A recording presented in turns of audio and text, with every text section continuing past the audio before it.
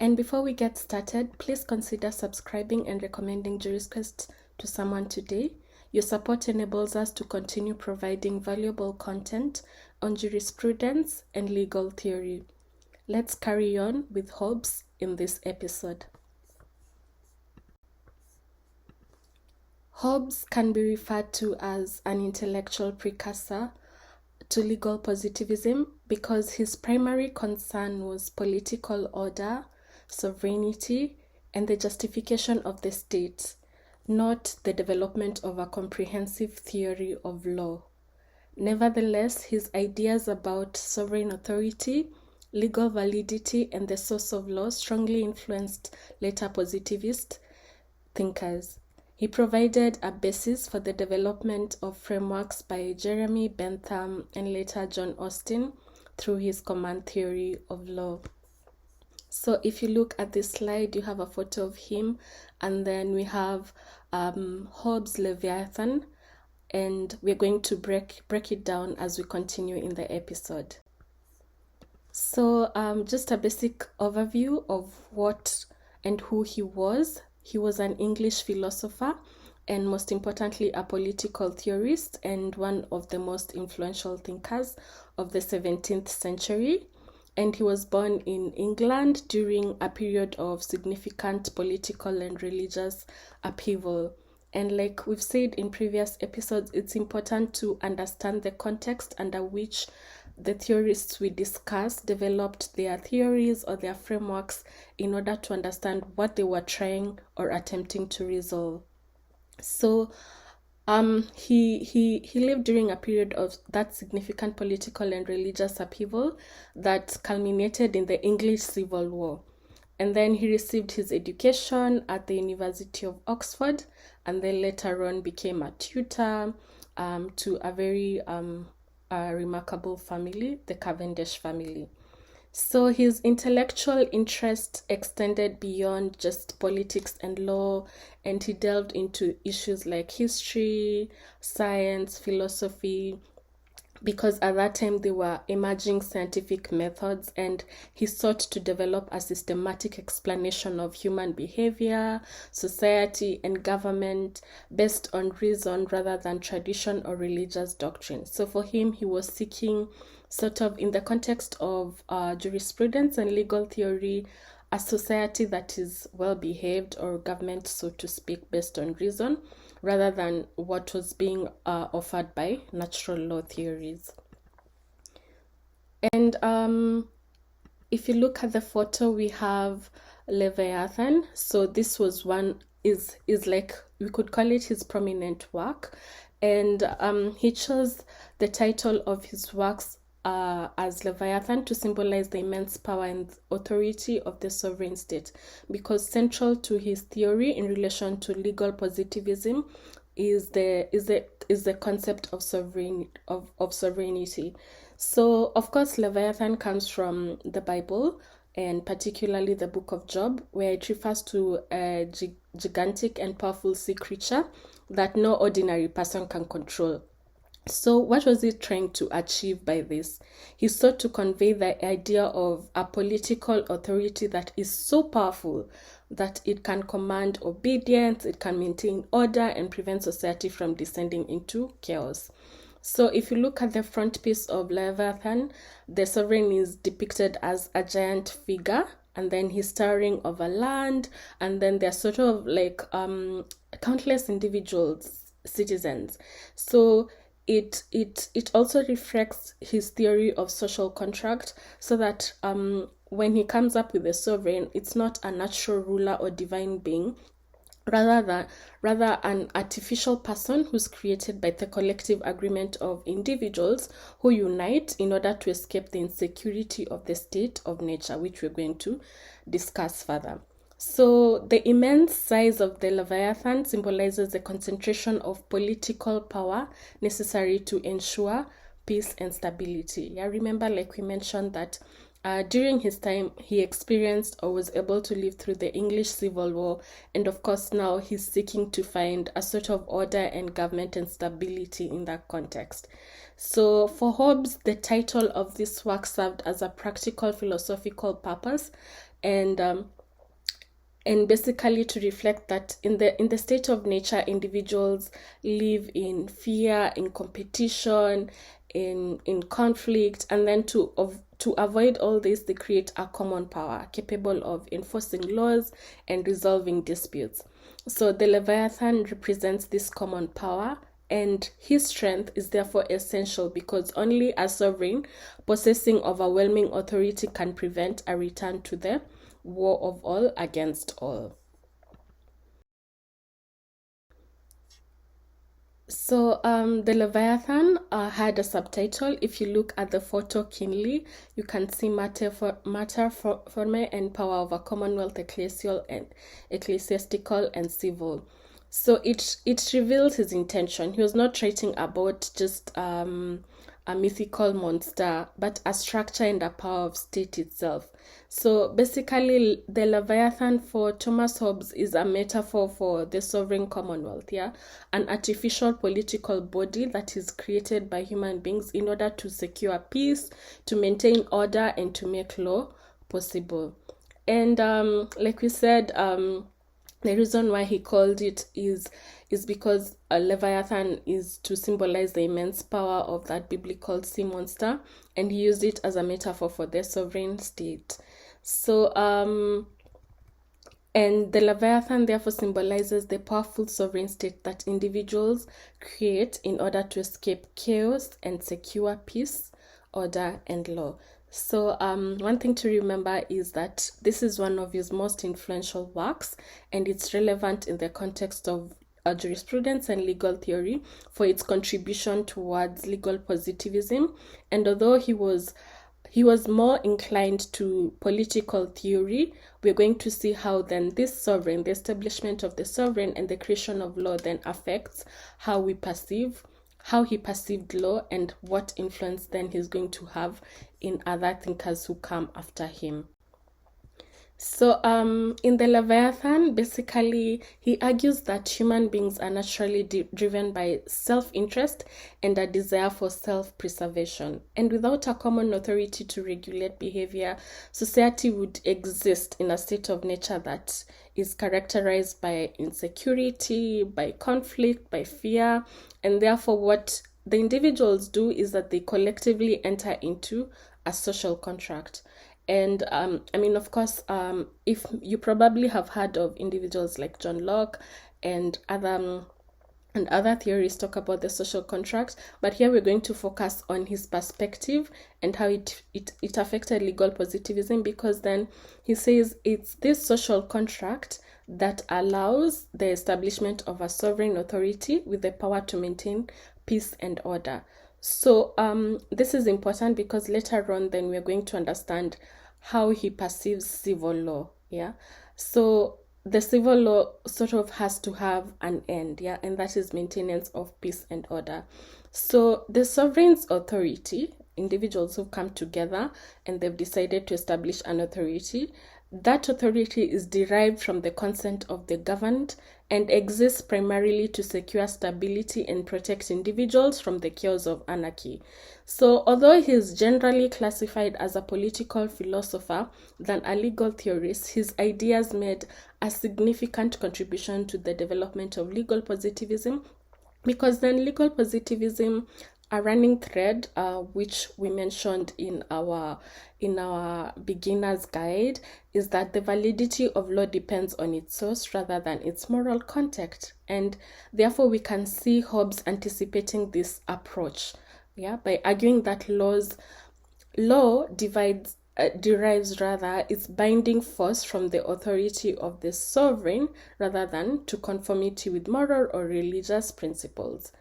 And in Leviathan, it's not that the entire book is on civil law, but if you look at chapter 26, which is of civil laws, then He defines civil law as the rules established by the sovereign to govern subjects. So this emphasis on sovereign authority as the foundation of law becomes a central theme in later positivist theories. And that is why then we refer to him as an intellectual precursor to legal positivism.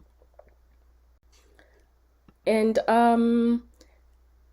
also his understanding of social contract is interesting because for him, individuals are naturally equal in their capacity to harm one another and to compete for limited resources. And I think this is self-explanatory given the context of the English Civil War, and life in such a state, which referred to as the state of nature, becomes unstable and dangerous.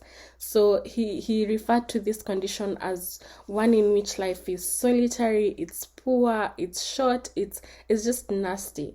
And to escape these conditions, individuals collectively agree to enter into this social contract. And then through that agreement, they surrender many of their natural freedoms, and then they authorize a sovereign authority to govern on their behalf. So in exchange for that, then they are able to get some gains. This include peace, security, social order, and then you have the general outcome being the creation of a civil society. And this sovereign could be a monarch, it could be any other form of political authority, but I think monarch stands out because at the time, of course, in England, you have the monarch, and its defining characteristic is the possession of supreme and indivisible power, because all the individuals have surrendered their authority to this power. So it doesn't arise from divine right or natural superiority, but from the consent of individuals seeking security and peace. So from this, then, we see that the primary purpose of the sovereign state is the preservation of order and the prevention of a return to the state of nature. And since peace can only be maintained through a common power, this power should be capable of enforcing rules, and it must possess sufficient authority to make laws, to administer justice, to determine public policy, and defend the Commonwealth. So, and then why do people have or owe obedience to the sovereign? They owe obedience to the sovereign because the sovereign's authority is necessary for their protection and maintenance of civil society. So I think that comes out very clearly. So the reason why we are entering into this social contract and why therefore obedience is necessary is in order to maintain and protect that civil society. And his conception of sovereignty is generally regarded as absolute, because then the sovereign cannot be bound by the laws it creates because it's the source of those laws, and then the subjects lawfully can't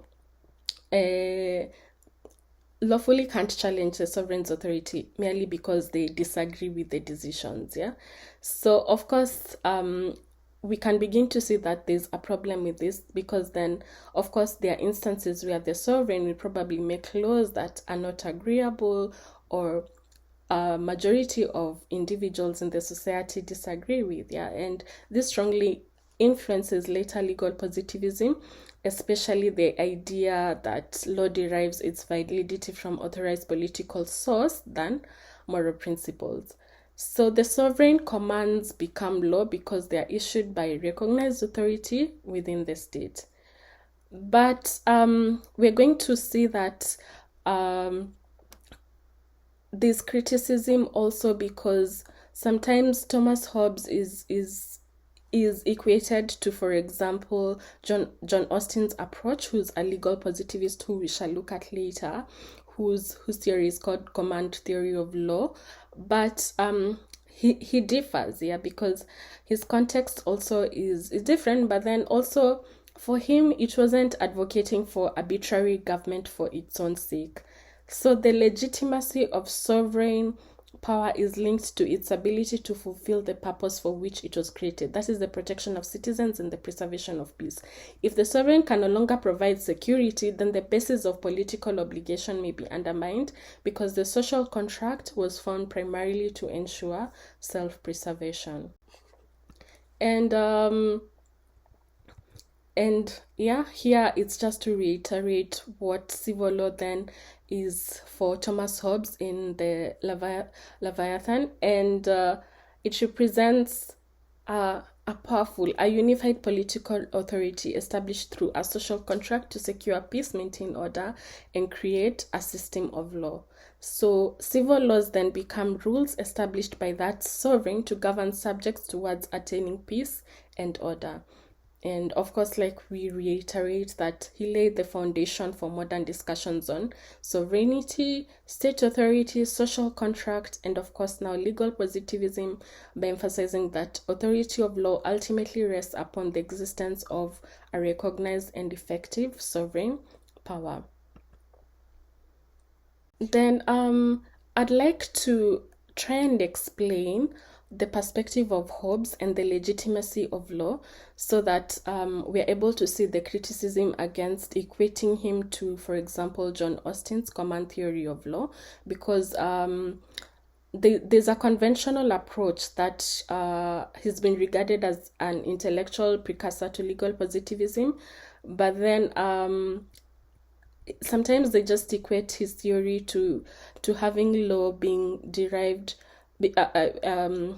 law, or rather that law is issued by sovereign authority possessing supreme authority within a political community, and there's a failure to sort of to appreciate, and also they oversimplify his approach and fail to see the deeper relationship between law and his perspective on legitimacy and the rule of law. Because I think for him, in the context of politics, the rule of law then becomes very important. So the central question for just a legal positivism would be that the source of legal validity, and for classical positivism is that the existence and validity of law depend on social facts, there's enactment of a recognized authority rather than conformity with moral principles. So Hobbes shares this positivist commitment to the separation of law and morality, but what he rejects, he rejects the natural law proposition that an unjust law ceases to be law, and insists that legal authority originates in the sovereign established through the social contract. So the sovereign's commands are legally binding because they proceed from an institution authorized to make law. So and then of course we see that, yes, to a certain extent he leans towards what you consider classical legal positivism, but then but his theory cannot be reduced to simple source-based amount of legal validity. Although he emphasizes sovereign authority, he also recognizes that the legitimacy of law depends upon the maintenance of legal order capable of guiding human conduct. And like we see, he's within the context of a civil war. So for him, what is important is stability, peace, order. So the legitimacy of law, that authority be given to the sovereign in order to maintain peace and stability, should be able to govern human conduct. So the sovereign does not govern merely through coercive commands, but through a system of publicly known rules and institutions that then enable individuals to organize their lives with a degree of certainty and predictability. And therefore, we are shifting our attention from just the mere existence of a sovereign power to the conditions under which this sovereign power can claim legitimate authority. So you could say that Hobbes then understands the law as possessing characteristics associated with the rule of law if it is to fulfill its fundamental purpose of securing peace and civil order. And of course, then this becomes particularly significant when contrasted with the Austinian command theory, because Austin conceived law principally as a command issued by a determinate sovereign and backed up by sanctions. So under this model, things like procedural quality are largely secondary to the fact of sovereign authority. So in this Dyzenhaus challenge, Dyzenhaus is also an author who tries to explain Thomas Hobbes' theory better. He argues that Hobbes adopts a more sophisticated position and shouldn't just be equated to, for example, a theorist like John Austin. So for Hobbes, although the sovereign remains the ultimate source of law, he envisages a legal system that operates through courts, these adjudicative processes, and their publicly ascertainable rules. So the authority of law is therefore connected not only to the sovereign's power, but also to the institutional framework through which that power is exercised. And law gains its legitimacy because then it provides the stability and predictability necessary to overcome the insecurity of the state of nature. So I hope that comes out clearly then, because then it really brings out his notion and also his approach and understanding of the legitimacy of law within the context of legal positivism. And I think if you look at our previous episodes and listened, for example, to Lon Fuller's internal morality of law, then you could see that Hobbes is leaning towards something like that. Yeah, that law needs to have an institutional framework, and then also it operates within a legal systems, and then should be guided sort of by rule of law. And then of course that means of course some principles that can be associated with law.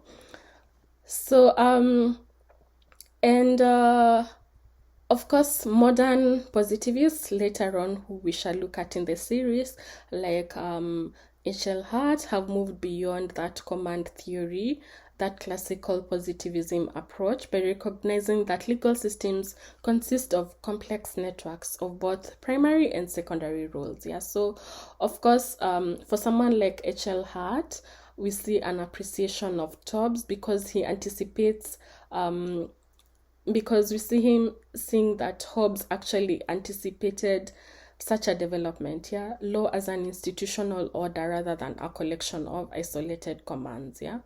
But then also, I think it's becoming clearer for us that Hobbes, for example, you can see he tries to resonate with Luna. Of course, he doesn't agree with him, but you can see the argument by Lon Fuller, if you go to Shepherds of Natural Law and then the Lon Fuller episode, you'll see that for Lon Fuller, law has an internal morality that is reflected in procedural principles. And for Hobbes, then, although he wouldn't accept that claim, because then he was more focused on human reason and practical solutions to the situations at the time, we can see that he recognized that there was necessity that the law operated in, or rather it required an effective system sort of in order to operate. Yeah, so he recognized the necessity of some requirements for the effective operation of a legal system. Yeah. And Hobbes, you could say, occupies a position that is more nuanced. He's you wouldn't call him a full legal positivist, or in the strict sense, or a classical natural law theorist, but he remains a positivist insofar as he grounds legal validity in sovereign authority rather than moral correctness. However, he also acknowledges that sovereign authority can only function legitimately through institutions committed to the rule of law. And the significance of this interpretation is that it reveals Hobbes as a theorist not merely of power, but of lawful governance. So law for him is legitimate not simply because it emanates from a sovereign, but because it constitutes a structured system of public authority that is capable of securing peace, order, and justice. Yeah, and he can be viewed therefore as a thinker whose jurisprudence then bridges a gap between legal positivism and the rule of law in modern day law, demonstrating that legality itself is an essential condition of legitimate political authority. So that brings us to the end of today's episode on Hobbes' Leviathan. and our analysis of him as an intellectual precursor of legal positivism. Please feel free to share your thoughts using the details shared on the screen, and don't forget to like, to subscribe, and hit the notification button for our next episode. See you then.